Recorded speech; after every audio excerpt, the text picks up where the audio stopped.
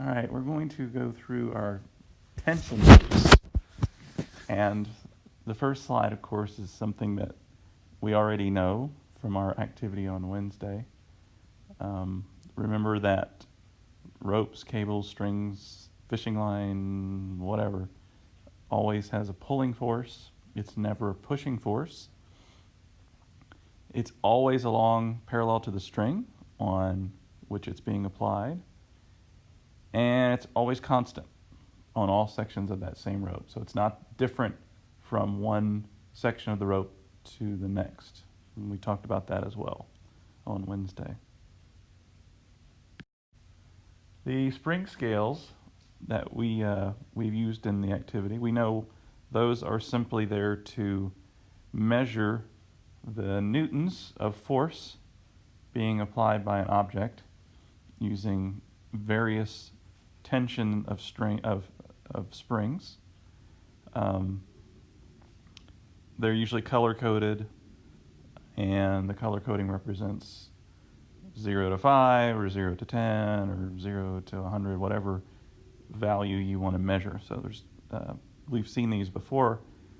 We used the red ones, which I think were 0 to 20, and the green ones, which I think were 0 to 5. So those were pretty easy to use. In a one rope system, pretty straightforward, we have the object's weight pulling down, and we have the tension of the rope or string pulling up. And the idea, of course, is that this is an equilibrium. So whatever the weight is, if the weight was 350 newtons, let's say, then the tension in the rope has to be 350 newtons for it to be an equilibrium. Pretty straightforward with a one rope system, especially one like this, which goes straight up and down. And of course, if we were to pull down with another force and the object, let's say, stays in position, that would increase the tension.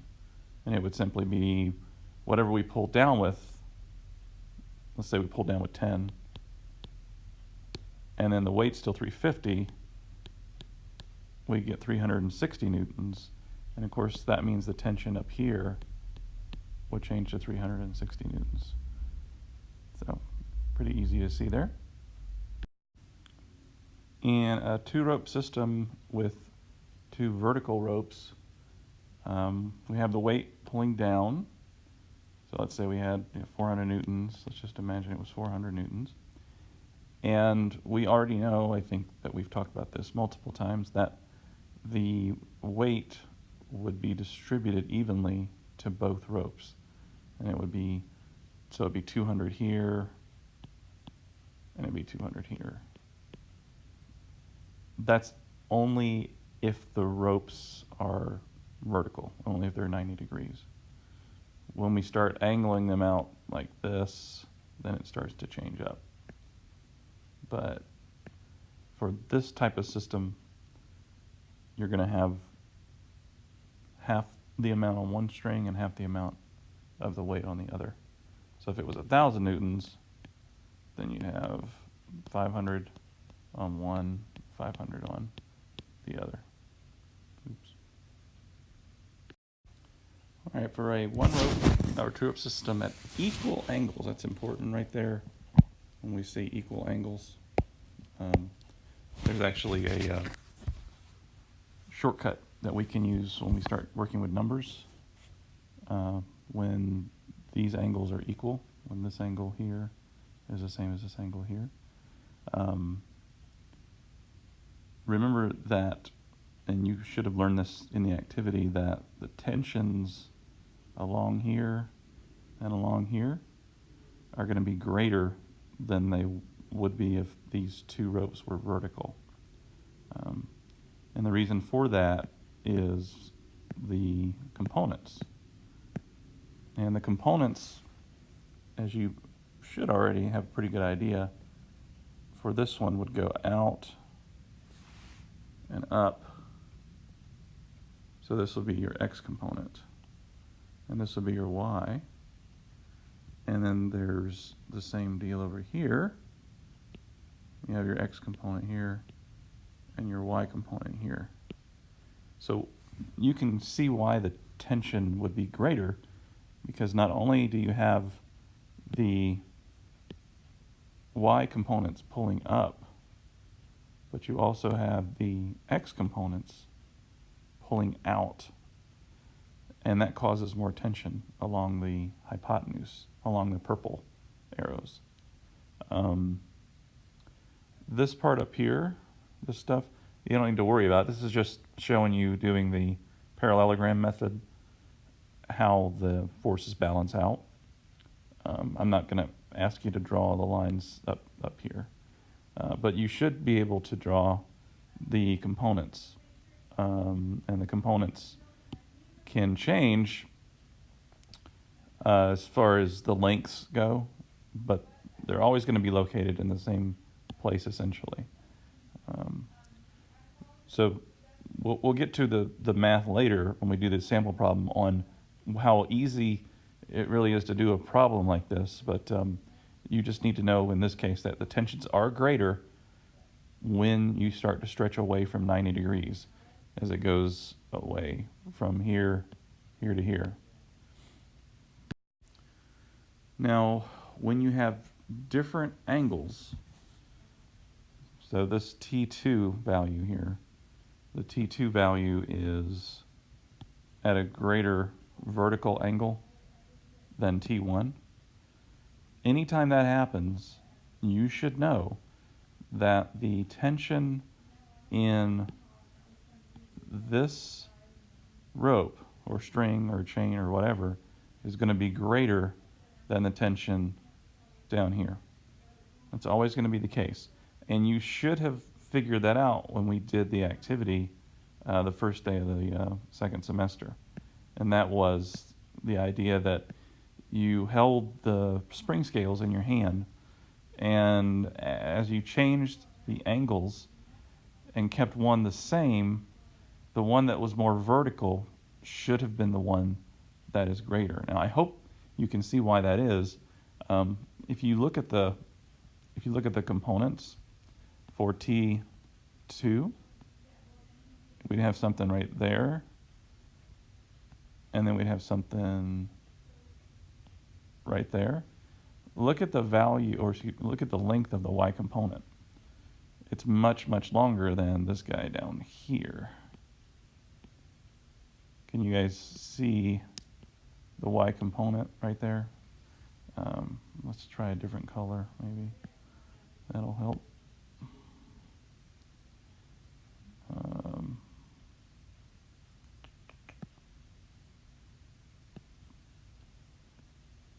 So there's a green X component, and then there's a tiny, tiny, tiny, tiny little Y component right there. And this Y component is much shorter, as you can see. So the actual weight that's pulling down on these both of these strings, this T2, this Y component, is having to basically pull most of the weight that's pulling down. The T1 rope only is pulling a very small amount. Now there's still some pulling outward. You know, the X component is still pulling out, but the X component's pulling out over here as well. You have two X components, right? And you'll notice that they are the same value, right?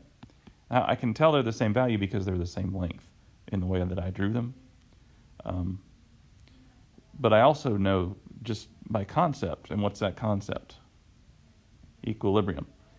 Things that are in equilibrium, the ups have to equal the downs, the lefts have to equal the rights. It's still the same rules I taught you first semester. So this object that's hanging, whether it's a sign or whatever, it's in equilibrium. And so everything has to balance. So if this X component was pulling to the left with a certain value, then this component, when I say, I forget that you guys can't see me here. When this X component is pulling to the left, this X component is pulling to the right with the same amount, whatever that is. Okay. Now, another interesting thing, I think you probably can tell, the two Y values, whatever they are, like Y, let's just say Y1, let's call this Y1 right here, and Y2 would be the green guy right here. It might be kind of hard to see, but their sum would equal the weight. And again, that's because of equilibrium, right?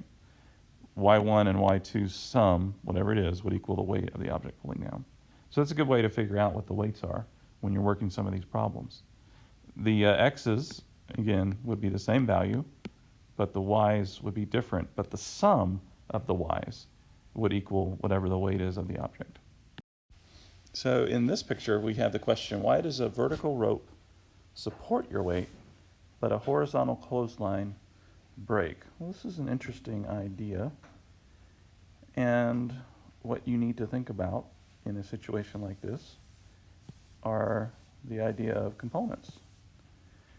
When you look at this cord, this bungee cord or whatever it is, supporting this rope swing, you only see a vertical line, which means that it only has y components, or in this case, a y component. So there's only one component pulling down, or excuse me, I should say pulling up on the cord, while the weight of the tire is pulling down. So if this, say, was a 1,000 Newton tire, then we would have a y component pulling up with 1,000 newtons. It would be the same amount, but it would only be pulling up. When you look at a clothesline, and it'd probably be easier to just think of it. I'm going to attempt to draw a clothesline here. So there's your clothesline. Not very even, sorry about that. But a clothesline, let's just put a single weight on it. All right, so this could be just something hanging from the clothesline. It doesn't matter what it is. We know that its weight would be this way. But the clothesline has to deal with more than just a y component. It also has to deal with x components. And I think it's kind of hard to see. Let me draw them for you. The x components would be there and there. So this would be x, and this would be an x. And whatever they were, they'd be the same value because, again, it's in equilibrium. But there's also y components. There's y pulling up here. There's a y. And this one's a little harder to draw, but there's a y pulling up there. So not only does the clothesline have to deal with the y components pulling up, it also has to deal with the x components pulling to the outside. And it's that extra component, those extra x components, that cause the clothesline to possibly break. Over here on the tire, no x components. On the clothesline, you do have x components. And that is why the clothesline would break when the vertical rope would not. One quick reminder about what we're about to go into with the problems is this idea of equilibrium. We know that in equilibrium, the net force always has to equal 0. And I've said this already on this presentation. I've said it for a semester. You're probably sick of me hearing it by now. But I'm going to say it again. The ups have to equal the downs. The lefts have to equal the rights. That is the definition of equilibrium. So in tension problems, nothing changes. The same idea. Everything going in the x direction has to be summing out to 0. Everything going in the y direction has to sum out to 0. And of course we have our way symbols to show the sum of forces along the x, sum of forces along the y equals 0. And now we're left with 4 sample problems that we're going to do together, one at a time. And this is where I'll teach you a bit of a shortcut to make life a little bit easier when you're working tension problems. All right, in our first example, we have a sign hanging from a couple of cables. Craig's Pizzeria. You should try to go there. It's a pretty good pizza, I hear. And if we were going to draw a free body diagram, we would draw it the same way we would draw our other ones. We'd have to draw the object, in this case the sign, and from that we would draw a couple of vectors coming out to represent our tensions, like that. And we would label them T1, T2, doesn't really matter which side you label T1 and T2. And then of course we have the weight pulling down, so this would be FW. And they give us the value for the weight, that's right here, right? And that's 100 newtons. And typically when you have angles like this, and what are they? They have 45 here, and 45 here. You're going to have components. So you're going to draw them the same way that we drew our other components from our previous work with forces. So that would be one of our components. That would be, I guess, our X component on the second tension. And this will be our Y component. So we have, I'm just going to call this Y2, and I'm going to call this X2. I'm giving them subscripts of 2's because this is for tension 2. And then over here, we would have the same setup. We would have an X component, like that, and we would have a Y component, like that. And I would call this X1, because this is T1 that we're drawing it for, and I would call this X2. Now, if the angles are the same, 45 and 45, they are, there is a shortcut that you may use to help figure out what the tension is in each rope. Remember, whatever the tension is in each rope, it's going to be the same value, right? So here is the formula, and you are welcome to add this to your formula sheet. One of the few times that I will let you write in on your formula sheet. And that is that the tension in both ropes is equal to the weight, so we'll put FW, over 2 sine theta. And whatever theta is, of course, is the angle. Any time you end up with two the same angles, you can use this shortcut. You cannot use it if the angles are different. Only if the angles are the same. So really, this just becomes a plug and chug problem now. FW is 100, and the theta value is 45 degrees.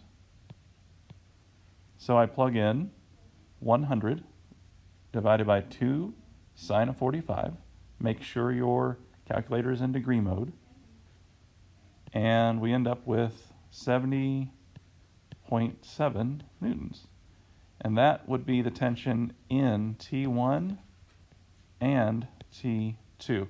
And what do you notice about the value? Well, it's more than half of 100. Remember we said earlier that if the ropes were vertical, like that it would be half of the weight on each rope, 50 and 50, but you'll notice that they're not. They're 70.7 and 70.7. And that is because we now have more than, we have 90 degrees, we have an angle less than 90 degrees, so we know that the tensions are going to be greater than half the weight. So there is your answer for number 1 on the sample problems. All right, so we have another sign here hanging from a coffee house.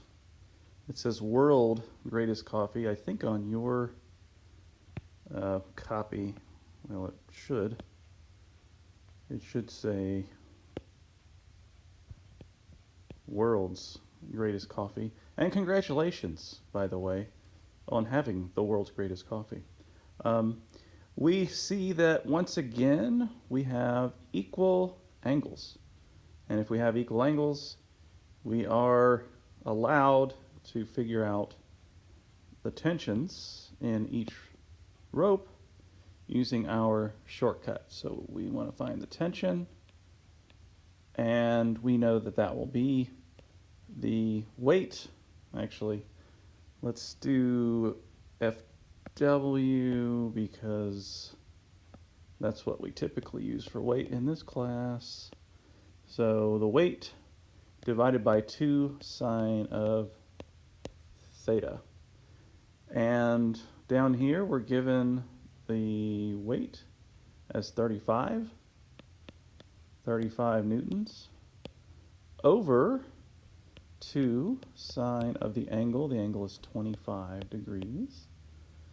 And what will our tension become? It will become 41.4 newtons. And remember, that's in both ropes. That's T1 and T2. But again, we can only use this shortcut if we have angles of the same amount. If we don't have angles of the same amount, then we have to do a little bit more math, and it's not as straightforward. All right, so we come across one that's going to give us a little bit more trouble because we see right from the start that the angles are not the same. We have a 65-degree angle on the left and a 25-degree angle on the right.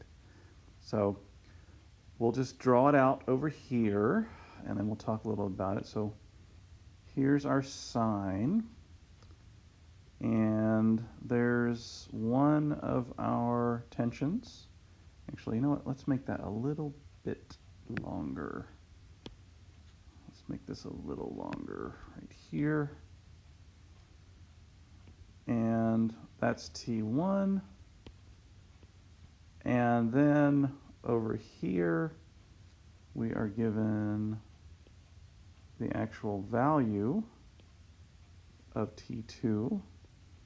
And T2 is 45.02 newtons. And we also, of course, have the weight of the sprockets bike shop.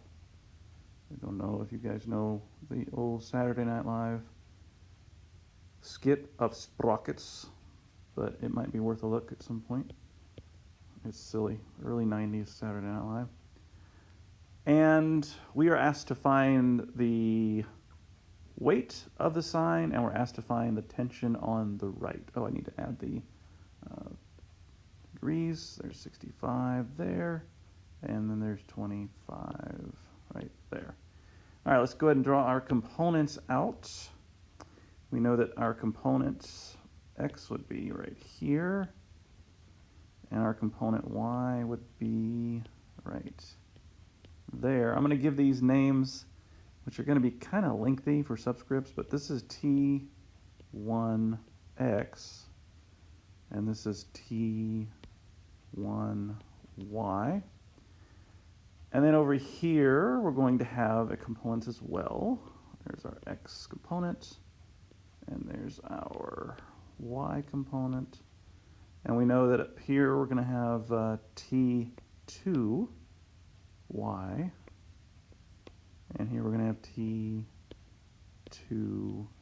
T2x. So not the best drawing, but you get the idea. All right, now this one looks like it's unsolvable at first, but one thing you have to remember when you're doing these types of problems, this is all in equilibrium. So if we have two components like T1x and T2x, and we know that they are pointing opposite ways, but the object is in equilibrium, we know that T1x has to equal T2x, right? We know that T1x, the tension on the x component of the first tension, is equal to the tension on the second tension x component. So we can use that to our advantage to help us solve for t1x. And the way I can do that is by summing my forces along the x-axis. So what do we have along the x? Well, we have t2x and we have t1x. And I know that if I subtracted those, since I know that they are the same exact value, I know that they would sum to 0. Well, let's take a look at t2x. I know the angle is 65, and I know the hypotenuse is 45.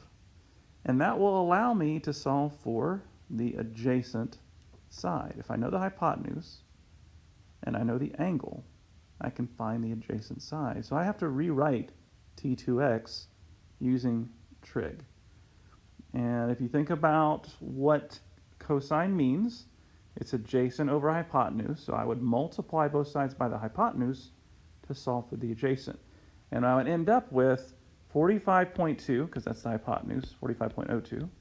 That's the hypotenuse.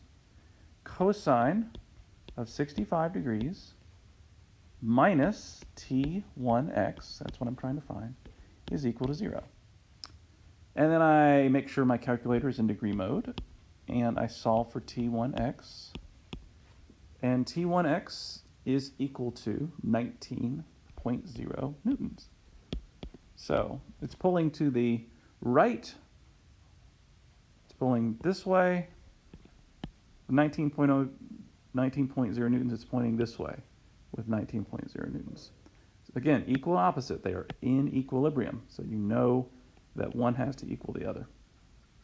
All right, so now I'm in business because now not only do I know t2x, but I also know t1x. If I know t1x is 19, and I also know the angle, that allows me to find t1. I can use my knowledge of geometry, of trig, to help me figure out what t1 is. Well, what's t1? T1 is a hypotenuse, right? T1 is a hypotenuse. So if I'm trying to find the hypotenuse and I know the adjacent side, that will allow me to find t1. So essentially it's t1 would equal the adjacent side, t1x, over the cosine of 25.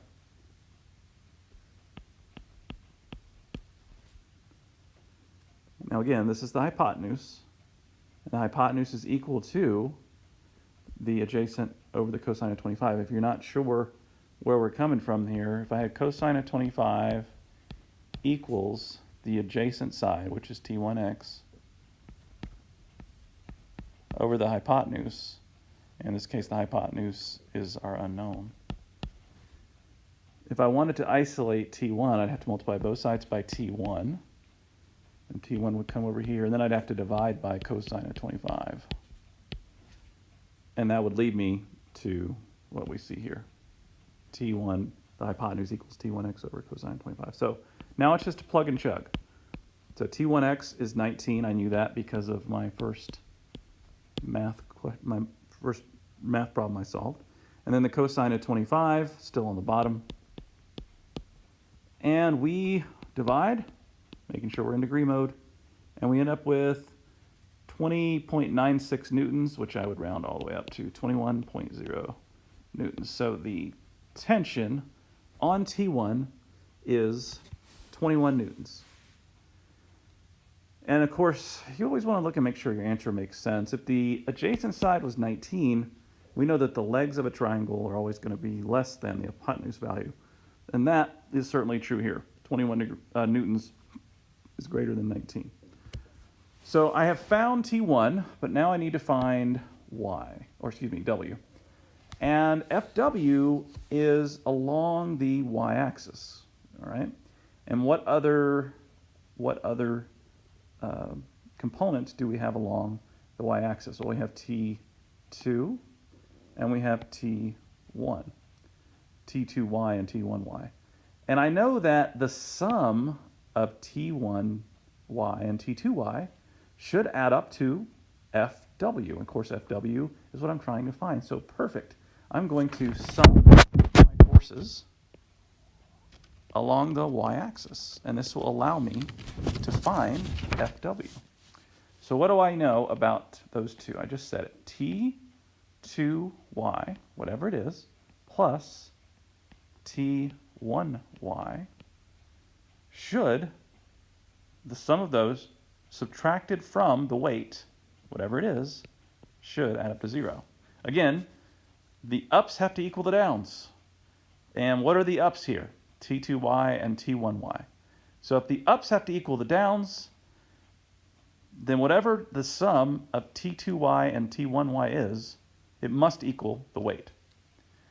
So how do I figure out T2y? Well, again, I got to use a little trig, but since T2y is an opposite side, I'm going to have to use sine with my hypotenuse. So I'm going to write 45.02 sine of 65. And again, that is the same thing as T2y, what I'm doing there, okay? Plus, T1y, and of course I got to go over to the right side to find T1. T1y is also an opposite side, so I got to use sine with that one as well. Of course, the angle changes to 25. I got to remember to change that. And I already found the hypotenuse earlier, so I'm about to use this number, the 21 that I got from over here, and it's going to say, instead of T1y, I'm going to say 21 sine of 25 minus, now again, we're summing those together, minus FW is going to equal 0. And what's the 45 sine of 65? 45 sine of 65 is 40.8 newtons. And 21 sine of 25 is 8.9 newtons. Minus FW equals 0. Running out of space here, sorry about that. So really, to figure out FW, all I have to do is add the 40.08 and the 8.9. And when I do that, I get 49.7 newtons.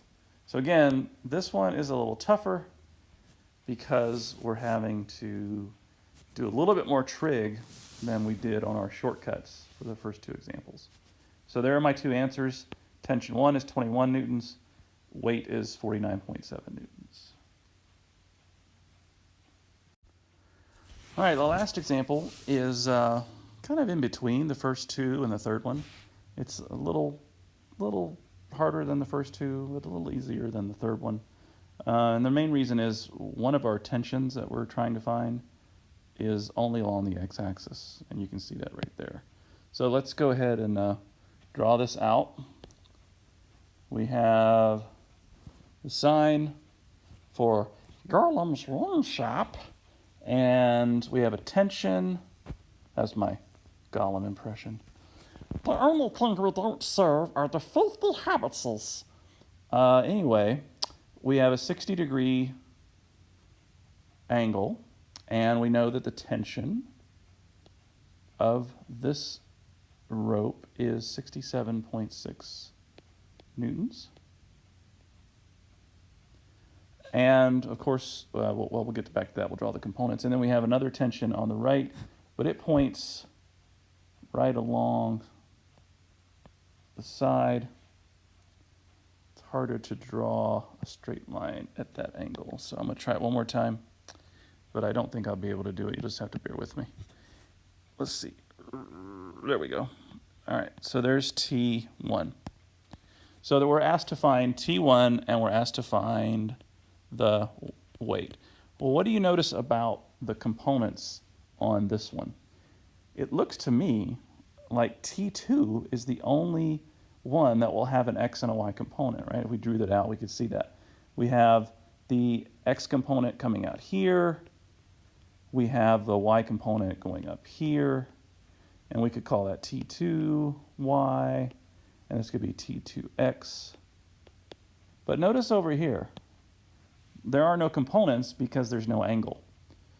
The angle is a straight line, so it only falls along the x-axis, which means we don't have to worry about a y-axis. But that also means that if the ups have to equal the downs, we know whatever T2y is automatically will equal FW. It has to be true because T2y, this one going up here, this one going up, is the only vector or only component pointing directly against the weight.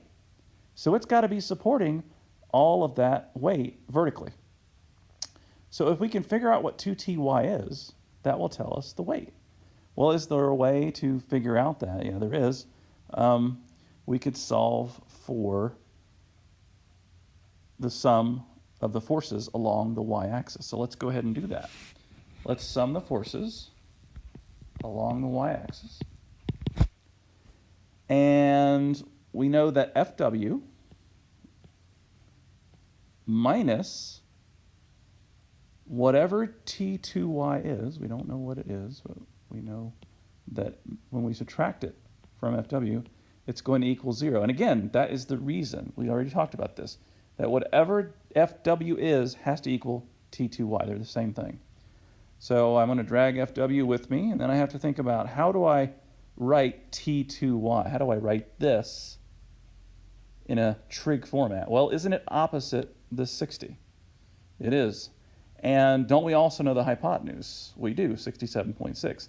So if you use sine along with the hypotenuse, you can find the opposite side, and that's what we're going to do. So 67.6 newtons sine of 60, because that's the angle, right, equals 0. And now it's just a matter of plugging my numbers into the calculator. FW equals 58.5 newtons. And that is the weight of the sine. That's how much it's pulling down with. Now, of course, it's pulling down with that much weight, but there's also a force pulling it to the right. And we have to solve for that one as well. So we again have to think about our idea of equilibrium. We know, equilibrium-wise, that T1, which is the only thing pointing to the right, must balance out and be exactly opposite whatever is pulling to the left. Well, what is pulling to the left? Isn't T2x pulling to the left? Isn't the component T2x pulling directly against T1? It is. And that means we're going to sum our forces along the x-axis, and we can solve for T1. Well, what would T2x be if we were trying to find this out with trig? Well, let's do that just a second. I want to write it out here. T2x, whatever it is, minus T1 will equal 0. I've summed the forces along the x-axis. That just represents my T1 here and my T2x here. And how are we going to write T2x in a different format? Well, it's an adjacent side, so we'll have to deal with cosine. So 67.6 cosine of the same angle, 60 degrees, minus T1 equals 0.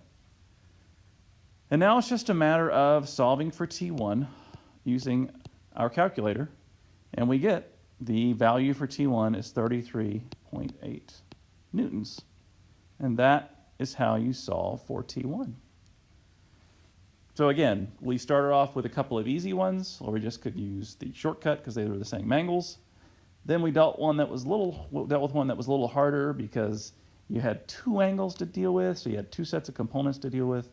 And then we used this one where we had one set of components that we had to deal with on this side, but we didn't have any components to deal with over here because it was already along the x-axis. So that's the type of equilibrium problems that you'll run into with tension.